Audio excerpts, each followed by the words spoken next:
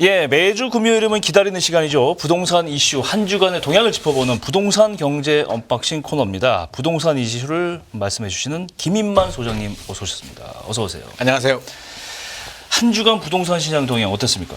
이번 주도 뭐 큰 변화는 없습니다. 매매하고 전세가 좀 다른 길을 가고 있다고 제가 말씀을 드렸는데요. 매매 시장은 그대로 멈춰 있습니다. 전국은 마이너스 0.05% 지난주하고 동일하고요.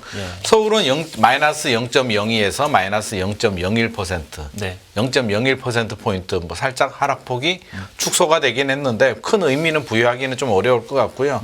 전세 같은 경우는 지난주에 좀 상승폭이 컸는데 이번 주는 좀 숨고르기 하고 있는 양상을 보이고 있습니다. 전국은 플러스죠. 0.03에서 0.02%로 0.01%포인트 살짝 내려왔고요. 서울은 뭐 그대로 0.08% 그대로 유지를 하고 있는데 이게 지역별로 보자면 지방하고 수도권이 조금 더 차이가 있는 것 같고요. 전세는 지방은 아직도 마이너스 0.03% 여전히 하락을 유지하고 있는데 조금씩 회복은 되고 있는 상황이고 지역별을 좀 더 크게 본다면 이번 주는 세종시가 좀 많이 하락을 했습니다. 마이너스 0.29%. 가장 큰 하락을 기록을 했고요. 대구, 부산 여전히 어렵고 좀 괜찮은 지역이라면 서울하고 수도권 지역, 강원, 충남 지역이 좀 괜찮은 상황 보이고 있습니다. 그렇군요. 지난번에 변동률도 중요하지만 거래량이 더 중요하다 이렇게 말씀하셨는데 네네. 거래량 좀 늘었나요? 거래량 한번 보도록 하겠습니다. 간만에 이제 서울 아파트 거래량을 제가 좀 뽑아왔는데요. 그래프 보시면 12월까지는 안 좋았습니다. 1824건까지 내려왔다가 1월이 2569건까지 올라왔고요. 그래프만 보자면 2월 거래량이 2031건 1월보다 좀 내려왔네 라고 생각할 수가 있는데 사실은 내려온 건 아니고요. 우리가 집계를 하게 되면 제가 이 지금 보이는 그 2031건이 어제 제가 바로 확인한 거래량이고요. 3월 8일에 제가 확인했을 때는 1,400건이었거든요. 지금 올라오고 있는 추세입니다. 그렇군요. 왜 이러냐면 우리가 계약을 하고 30일 이내 실거래 신고를 하면 되기 때문에 신고 기간이 남아요. 아직도 남아 있습니다. 그래서 2월 예를 들어서 2월 29일에 계약하신 분은 아직까지 신고를 안 해도 되기 때문에 그런 통계가 지금 계속 올라가고 있고요. 2월은 핸디캡이 있습니다. 두 가지 핸디캡이 있는데요. 하나는 그 설날 명절 연휴에 누가 계약을 하겠습니까? 그래서 명절 연휴 한 4일, 5일이 빠져버리게 되고요. 또 2월은 날짜가 짧잖아요. 이번에는 그나마 29일까지 있긴 했는데 평달에 비하면 상당히 불리한 두 가지 핸디캡이 있음에도 불구하고 지금 추세라면 저는 1월 거래량 2,500건을 넘어설 것 같습니다. 그러면 결국에는 2월 거래량이 1월보다는 굉장히 좀 늘어났다. 이런 추세라면 3월도 좀 올라갈 것 같은데요. 확실히 1월보다는 2월이 좀 괜찮았는 것 같고 2월보다는 3월이 괜찮은 것 같은데요. 이렇게 본다면 아무래도 여러 가지가 좀 있었잖아요. 뭐 GTX 호재 발표도 있었고요. 신생아 특례 대출이 1월 29일에 시행됐기 때문에 그런 부분도 투자 심리에 영향을 준 것 같습니다. 이 중요한 게 매매 계약이 됐을 때 거래가 됐을 때 같은 거래라고 해도 하락 거래냐 상승 거래냐 이거 중요하잖아요. 상승 거래가 좀 우세하다 이렇게 여기 뭐 좀 통계에 나와 있나요? 그 통계가 나왔습니다. 굉장히 중요한 부분인데요. 상승 거래, 하락 거래는 동일한 단지에 동일한 면적이 이제 연속적으로 거래가 되면 이전 거래하고 비교해서 오른 가격에 거래가 됐으면 상승 거래고요. 내려간 가격으로 거래가 되면 하락 거래인데 통계를 보니까 일단 2월 상승 거래 비중이 1월이 39%였거든요. 전국적으로 본다면. 근데 2월이 43%로 좀 늘어났네. 4% 포인트 정도 늘어났고요. 하락 거래, 이제 내려간 거래는 44%에서 39%로. 그러니까 하락 거래는 줄어들고 상승 거래는 늘어났기 때문에 분위기가 좀 괜찮았다라고 우리가 충분히 예상을 할 수 있고 서울을 이제 지역별로 조금 더 상세하게 보자면 우리가 마용성이라고 하면 또 지방에 계시는 분들은 잘 모를 수도 있는데 서울의 이제 강남 3구 굉장히 좋은 지역이고요. 마포, 용산, 성동구, 신흥 부촌이라고 하죠. 서울에서 강남 다음으로 좋은 지역인데 이런 지역들도 보면 하락 거래가 줄어들고 있습니다. 12월이 51%에서 56%에서 41%, 33%로 줄어들고 있고요.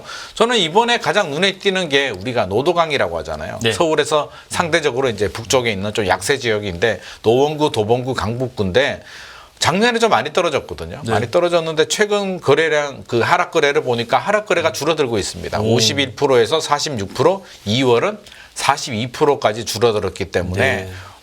특례보금자리 영향이 좀 있었던 것 같습니다. 9억 이하 전용 85제곱미터가 대상이 되기 때문에 노도강은 수혜를 좀 받은 것 같고요. 반대로 이제 금광구라고 하죠. 금천구, 관악구, 구로구, 그렇죠. 서울에서. 예. 그 지역들도 이제 노도강처럼 좀 상대적인 약세 지역이긴 한데 금액대는 더 높습니다. 그래서 보니까 이게 하락 거래가 오히려 늘어났습니다. 그래요? 그러니까 차이가 있는 거죠. 그렇죠. 약세 지역 중에서도 9억 이하 주택에 아무래도 수요자들이 좀 많이 몰린 것으로 오. 좀 예상이 됩니다. 그렇군요. 좀 전에도 말씀해 주셨는데 GTX도 있지만 신생아 특례 대출 1월 29일 날 발표됐는데 네네. 이거 영향이 좀 있었어요? 저는 영향이 있었던 것 같습니다. 앞서서 이제 잠깐 우리가 통계 노도강이라든지 금강구 통계를 보긴 했는데요. 일단은 요거를 좀 뽑아봤습니다. 서울의 2월 아파트 거래량 중에서 예. 9억 원 이하 아파트가 얼마나 비중을 차지하고 이 있을까? 대상이니까. 그렇죠. 신생아 특례 대출 대상이 될 수가 있으니까요. 살펴보니까 1월이 55.1%였고요. 2월이 57.7%. 좀 살짝 늘어났고요. 3월은 이제 통계가 지금 잡히고 있는데 지금까지 결과만 보면 한 70% 정도를 차지하고 있습니다. 네. 그러니까 상당히 많이 늘어났죠. 네. 그러면 9억 이하 주택 거래량이 늘어났다는 얘기는 두 가지 이유가 있을 수는 있습니다. 신생아 특례 대출을 최대한 활용했다라고 예. 볼 수도 있고 두 번째는 이제 30대들 내 집 마련 못한 분들이 자금력이 좀 부족하기 때문에 고가 주택은 좀 부담스러웠을 거고요. 그렇죠. 이왕이면은 뭐 9억 이하 주택을 좀 많이 찾았다 이렇게 해석할 수도 있을 것 같습니다. 요즘 집값이 뭐 이제 내려올 만큼 내려온 게 아니냐 네. 이렇게 조심스럽게 얘기가 좀 하는 분들이 있어요. 네네. 어떻게 보세요? 지금 최근 집값 바닥론이 이제 굉장히 좀 다시 좀 뜨거워지는 논쟁이 되고 있는데 네. 최근 분위기를 보면 막 떨어지는 분위기는 아닙니다. 그렇죠. 서울에 가더라도 실거래가 확인해 보면 정체되어 있는 느낌이긴 하죠. 이제. 오히려 12월보다는 1월에 호가가 올라간 아파트들이 상당히 많이 보입니다. 저도 이제 여러 가지 좀 분석을 해보고 임장을 네. 가보면 내려가지 않고 올라간 상승 거래라든지 상승 호가가 많이 보이기 때문에 예. 분위기를 따지면 약간 뭐라 그럴까요? 약간 꽃이 피는 약간 초봄? 날씨는 좀 쌀쌀하긴 한데 겨울하고는 다른 분위기. 이런 분위기가 좀 훈훈해지는. 약간 그래서 아마 분위기가 집값 바닥론이 좀 나오고 있는데 네. 또 중요한 이유가 이제 금리 인하잖아요. 를 앞두고 있는 거죠. 미국이 한 6월 정도면 내리지 않을까? 이제 얼마 안 기대감. 남지 않았을까? 남아도 이제 3개월에서 많아야 한 5개월 사이는 내리지 않을까라는 기대감이 있기 때문에 이런 게 좀 커지는데 저는 이게 우리가 바닥에 대한 기준이 좀 정확해야 될 것 같습니다. 제가 생각하는 바닥은 바닥을 찍고 올라가면 5년, 7년 동안 다시 대세 상승이 되면서 한 2배 정도 올라가 주는 게 저는 바닥이라고 생각하는데 그렇게 되려면 지금 7년 동안 앞으로 7년 동안 2배 정도 오르려면 잠실 헬스 같은 경우는 현재 22억, 24억 왔다 갔다 하고 있는데 그게 한 40억 넘어가야 된다는 얘기잖아요. 2030년에. 바닥 찍으려면. 네. 그러면 지금은 사실은 저는 바닥이라고는 좀 말씀드리고 싶진 않고요. 시간이 예. 조금 더 필요한데 예. 반등은 충분히 가능할 것 같습니다. 미국이 금리 인하하고 한국은행이 금리 인하하면 상당히 큰 폭의 반등은 가능할 것 같습니다. 그렇군요. 금리도 내려야 내리는 겁니다. 우리가 그동안 맞습니다. 예상 많이 했어요. 예상 많이 빗나갔잖아요. 작년 12월에도 금리 인하 뭐 그러니까요. 기대감이 있었고요. 3월에도 있었는데 이제 무산이 됐는데 6월은 또 한번 기대를 하고 있습니다. 장담하지 못하는 부동산 시장입니다. 네. 이 와중에 이제 또 한 가지가 네. 건설사들 이게 지금 비상 경영 체제고 돈줄도 마르고 네. 이제 지방 건설사들이 문 닫고 폐업하고 이렇게 하는데 이거 문제는 좀 해결될 거로 보세요, 좀? 단기간에 해결되기는 좀 어려울 것 같습니다. 왜 돈줄이 말랐느냐? 그 원인을 좀 분석해 보면 최근에 쿼드러플 악재라고 이제 이야기를 하고 있는데요. 네 가지 이제 위험 요소가 있습니다. 하나는 분양 시장, 부동산 시장의 침체죠. 이 침체의 원인은 여러 가지가 있을 수도 있는데 일단 많이 올랐기 때문에 지금 조정의 시간이 필요한데 이게 단기간에 몇 달 만에 해결될 문제는 아닌 것 같고요. 두 번째는 미분양 주택입니다. 6만 3천 호 정도 됐는데 최근 2달간 다시 또 늘어나고 있죠. 네. 세 번째는 이제 공사비 급등입니다. 이게 공사비가 올라가게 되면 건설사 입장에서는 이게 공사비가 올라가면 분양가를 올려야 되는데 분양가 올라가면 시장의 수요자들이 안 그래도 투자 심리가 얼어붙었는데 더 외면하게 되죠. 미분양이 더 늘어나기 때문에 그렇죠. 이러지도 저러지도 못하는 상황이고요. 네 번째는 금리. 금리. 고금리가 좀 내려가줘야 되는데 언제까지 지금 PF 대출 브릿지론 받은 건설사들 지금 계속 이자만 2배 그래요. 이상 되는 이자만 내고 있는데 언제까지 버틸 수 있겠어요, 이게. 그렇죠. 사업은 못 하고 있으니까 이러지도 저러지도 못하는 상황이고요. 지금 뭐 부도 나는 기업들도 종합 건설사 중에서는 지금 2005년 이후에 네네. 최대라고 합니다. 종합건설사 581개사가 폐업을 했고요.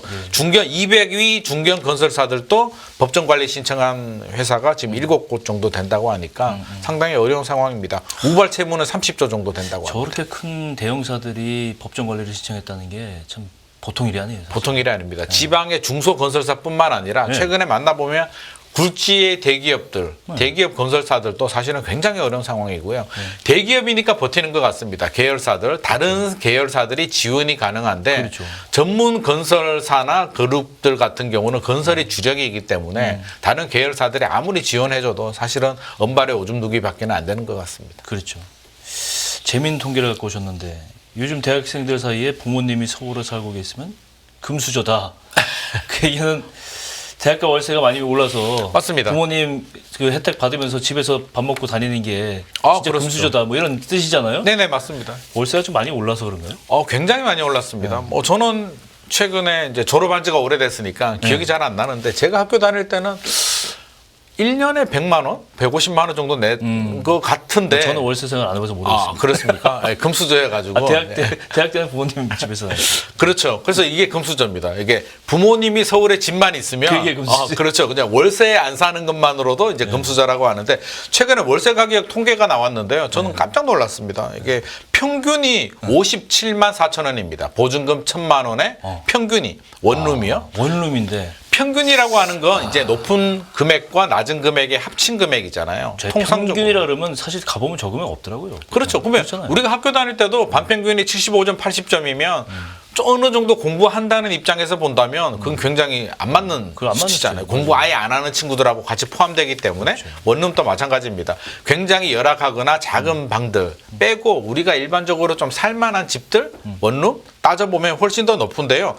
이화여대 부근에 있는 원룸이 가장 높게 나왔습니다. 평균이 71만 원. 야, 그리고 서강대 부분이 65만 원, 연세대가 60만 원 정도니까 서울에 괜찮은 대학교가 있는 곳에 원룸은 평균이 이르니까 실질적으로는 70만 원 정도 이상 지불을 신촌 지역이 비싸군요. 그렇죠. 신촌도 비싸고요. 중앙대가 있는 흑석동도 비싸고요. 전체적으로 다 비쌉니다. 그래서 막상 방을 구하러 가면 평균에는 구하기 힘들기 때문에 70만 원, 80만 원 부담해야 되고요. 이게 1년으로 따져보면 결국에는 학부모가 이제 부담을 해줘야 되는 경우들이 많은데 등록금 외에도 원룸값만 1년에 1,000만 원 이상 고정비가 들어가기 때문에 굉장히 좀 부담스러워하고요. 그렇죠. 이 부분에 대해서는 저는 그냥 내버려 둘 문제는 아닌 것 같습니다. 맞아요. 이게 코로나 팬데믹이 생기면서 더 심화가 됐는데요. 왜냐하면 기존의 대학가에서 원룸 월세를 받는 건물주들이 코로나 팬데믹 때 이제 월세 수입이 안 들어오니까 원격 수업을 하다 보니까 매각을 많이 했습니다. 매각을 해서 이제 그 철거를 하고 뭐 분양, 신축 분양이나 오피스텔이 많이 들어왔기 때문에 공급 물량 자체가 좀 굉장히 많이 줄어들었고요. 최근에 또 여러 가지 문제들, 이게 전세 사기, 깡통 전세 때문에 원룸? 전세에 사시는 분들이 또 월세로 또 그렇죠. 많이 넘어왔죠. 예. 그래서 월세 가격이 많이 올랐기 때문에 이 부분에 대해서는 우리 미래 세대의 또 중요한 부분이기도 하잖아요. 그래서 내버려둘 문제가 아니고 대학교하고 지자체나 정부가 좀 나서서 기숙사들 신축 증축 문제를 좀 적극적으로 좀 고려를 할 필요는 있을 것 같습니다. 기업들도 요즘 도네이션 좀 해야 돼요. 저는 기업들도 좀 적극 참여하면 좋을 것 같습니다. 예. 인센티브 같은 걸 결국 좀 그 사람들이 일꾼이잖아요. 일꾼이죠. 네? 그래서 그러니까. 투자도 하고 네. 지자체나 또 서울시나 또 정부 같은 경우는 어떤 인센티브 같은 거 좀 주면서 그렇죠. 용적률 인센티브도 주고 해서 대기업들이 미래 세대를 위해서 좀 적극적인 투자를 좀 해주면 좋을 것 같습니다. 대기업들 좀 참고로 하셨으면 좋겠어요. 네네. 김포공항이 이름을 서울 김포공항으로 변경하고 노선을 확대하는 방안을 추진한다. 서울시가 이제 추진하는 건데요. 네네.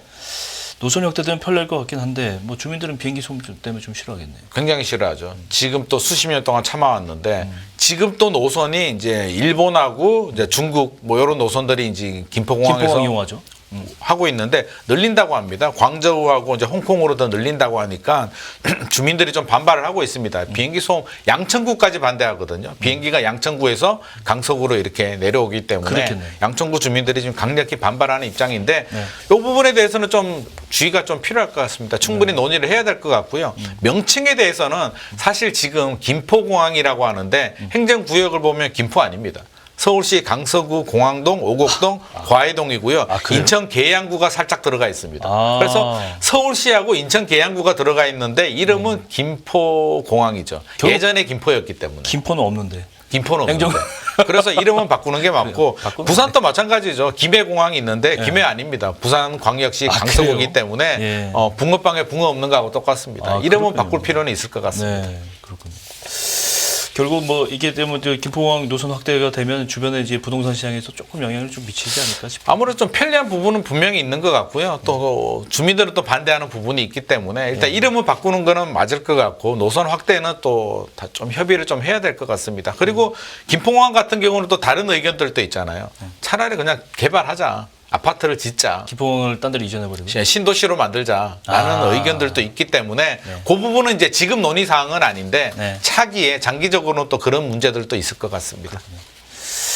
네, 이렇게 해서 오늘 경제 언박싱 재미난 부동산 관련 얘기 김인만 소장님과 함께 들어봤습니다. 오늘 말씀 고맙습니다. 네, 깊이가 다른 경제 뉴스 연암시 경제TV 경제 언박싱 오늘 여기서 마무리하겠습니다. 행복한 주말 되십시오. 저는 다음 주에 다시 오겠습니다. 고맙습니다.